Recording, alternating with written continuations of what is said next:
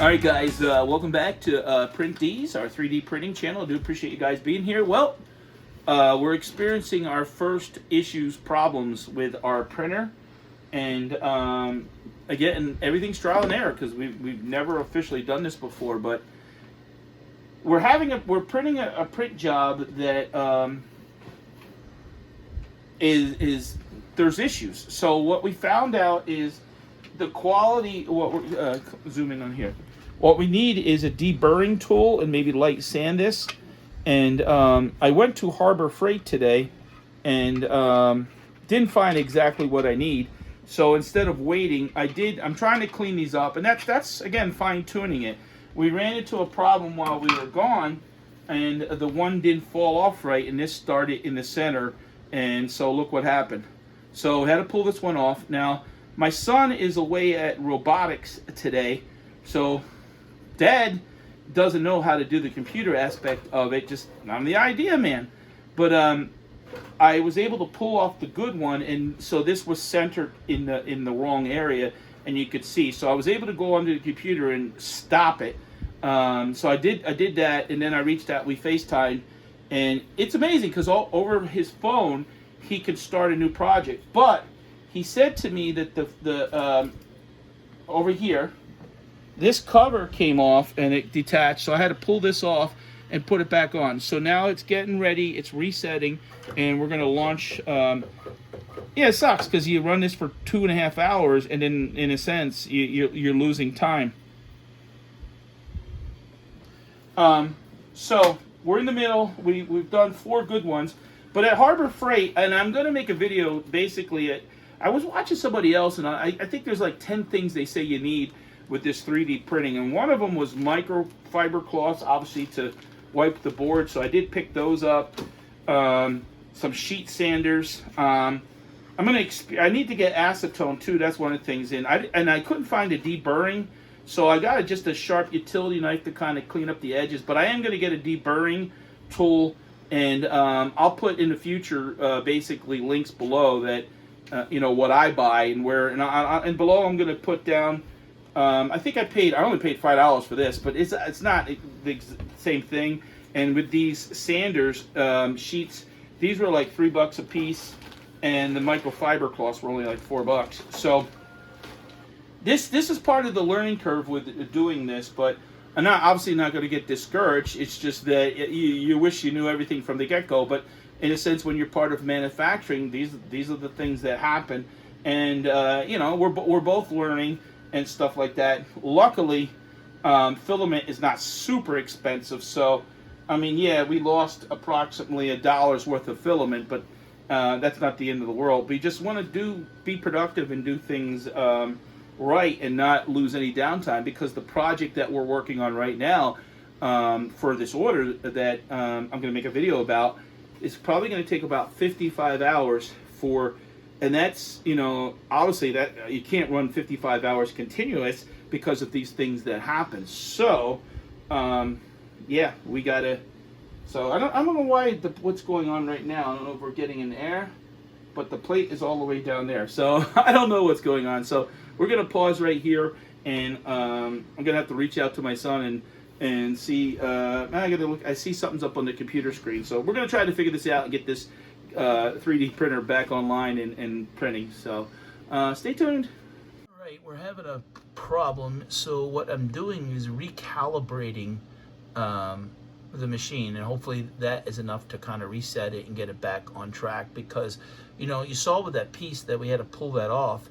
And so I went in there and I'm calibrating, so in a sense resetting the whole thing so that we can start a new print job if there was a defect with that one. So learn as I go, I guess. But yeah, sometimes you can't go through this stuff whipping through it too fast, because that's how mistakes happen. So that's where we're at right now. So and it's frustrating because you don't know exactly what you're supposed to do or what the time is.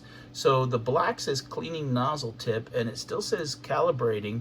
So the auto bed leveling, and it did raise the bed up there, but I don't hear nothing going on. So I wonder what the cleaning nozzle tip, how long that's supposed to take. So it says calibrating. You would think that it would say then when it's done, it's calibrated. We'll see. Okay, update. So I heard it move over there, and I'm like, uh-oh. And I said to myself, I hope that my son, Big Red, wasn't starting a new job while I'm in the middle of doing that, because he's like 40 minutes away. But so you can see what it does when it's doing the calibration flow in that line there, those four things.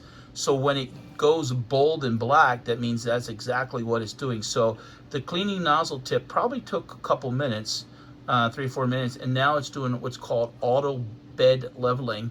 So then it'll go to the next part. So whenever it does it, it's highlighted in black. So we're at the second part, and then it will go to those other parts, and it'll probably say calibrate it, and then we can start a fresh, keep fingers crossed, that we can start a fresh job. Okay, so I got this sandpaper here, and you can see the edges are just, it's hard to even see in here. I'm doing it in a box, so if there's any dust. So the edges on the bottom are a little bit, okay, let's use the word rough. They're not, I mean, actually, if you look real close on the camera, but in person it doesn't look as bad. So I'm gonna see if I can lightly sand that. I don't wanna do it where I'm having to basically have to repaint these things, because this is the pigment that we used, and why would we wanna otherwise just paint it in a neutral gray and paint them all? I like that. I didn't realize that shine, but so I'm gonna see if we can clean this up a little bit with a little bit of effort and see what happens. I can't hold the camera and do the sanding at the same time because I don't have it mounted. I don't have my GoPro with me today. So let me see what I can get done. All right, so guys, I got my wife to help me a little bit here. So this seems to be working. I got this it's 120 grit or something like that, and I'm sanding these edges. What my concern was that I would be taking out the color, and what I'm seeing is obviously a little bit of dust, but I tell you, it's really cleaning up the nice and smooth. So I'm thinking, honestly, with just a little bit more sanding, and again, now I wish there was, maybe if I had a little bit of, I see other videos like acetone on that, but look at that. I think with maybe 2-3 minutes of effort into that, and just taking it easy, don't go crazy. Yeah, nice and smooth. You're seeing a little bit of the print line, but yeah, it's coming out. It's coming out super. I don't want no one when they grab this that they're getting splinters or something like that, or they look at that and say, "Oh, that's a crappy job." So really lightly sanding, and you're not losing the color there. It's pretty solid through.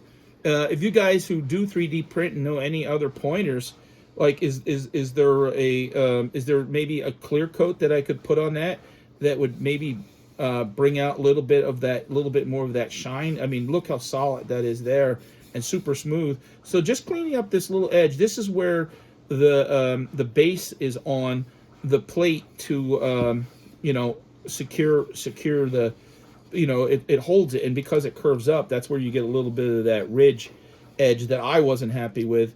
And again, if I want people to reorder these, I want to make sure that we don't give them no excuse not to reorder. So I want my wife to come out and just real quick. I wanted to show you exactly what I was doing. Look at it. Can you see that in the camera? The glistening.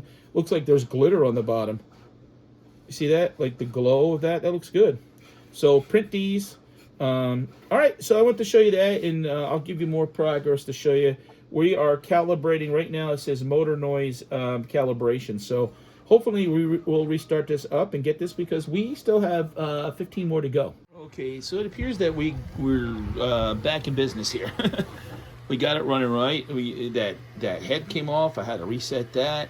Oh man, what an issue! And I hate when things go. I'm a little bit of a perfectionist, and I want things right. But and also we're working on.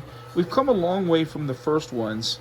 Getting the edge. Now these still have to be cleaned up some, and I'm going to get that deburring tool. But there's a lot of excess that I wish.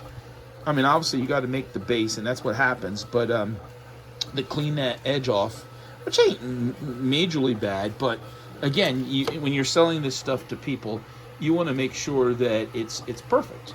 So that's where we're at. So this is part of the cleanup that's coming off.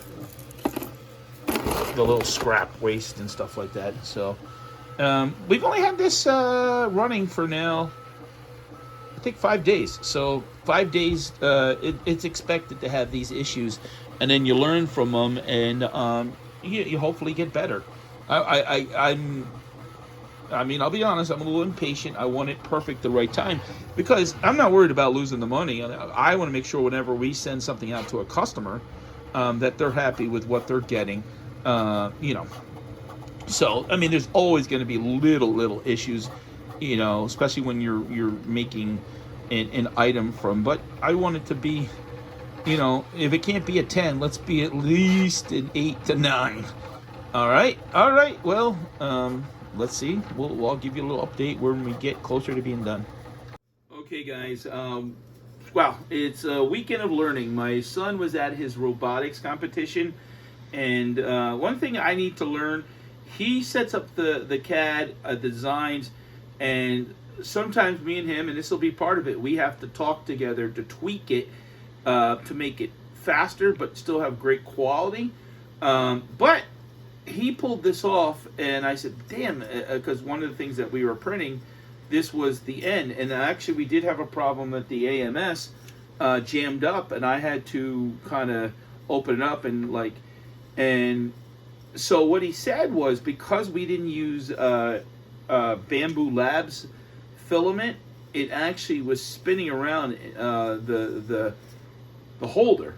Right? The cardboard tube. The cardboard tube was spinning around and not pulling this. So, if anyone could answer, what do you do with something like this? It just seems like it's so much to waste. I mean, maybe we can rethread this on a Bamboo Labs. Yeah, you just gotta make sure it's. Yeah, I mean, there's going to be time, but we'll experiment, and maybe we'll just make something small just to kind of utilize it up. And I don't know, if this runs out, can we start another roll, or does it stop and allow us to change it? Again, this is part of the learning curve of doing this. So we're trying to keep this running basically continuous.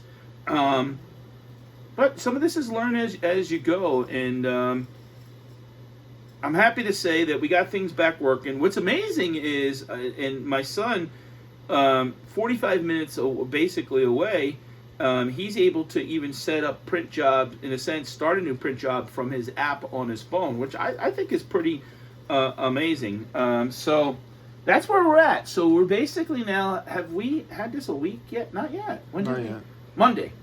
Yeah, so basically when we're filming this, we've had this running for 6 days, and we've printed a lot of things. We've already sold things, and we're working on a deal for not a super large order, but enough that we want to sell things and invest in more equipment, more supplies, and stuff like that. So, guys, I do appreciate you found this channel, Print D's 3D printing, and I'm just excited for the opportunity. I know that we right now we're focused on the learning curve of running the machine. You know. The sales part, I have more confidence in myself doing that, you know. But if we sell the product, what we're going to sell, we got to have the capacity to do it. So I realize already that we are going to need more machines to meet the expectations that I think that is going to happen. So we're getting ready. Look at it's pulling. We're getting ready to start another print job. We modified something a little bit. And I'm thinking that maybe that will cut down some time and some issues with the quality. So give me a thumbs up, and 1 or 2 videos a week we will be putting out, and I appreciate the support.